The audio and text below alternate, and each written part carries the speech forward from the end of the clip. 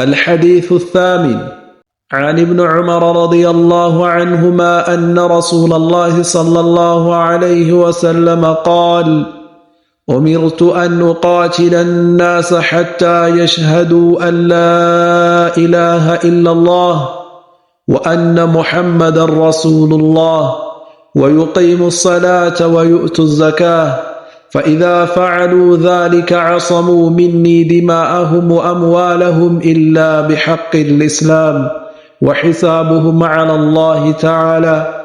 رواه البخاري ومسلم.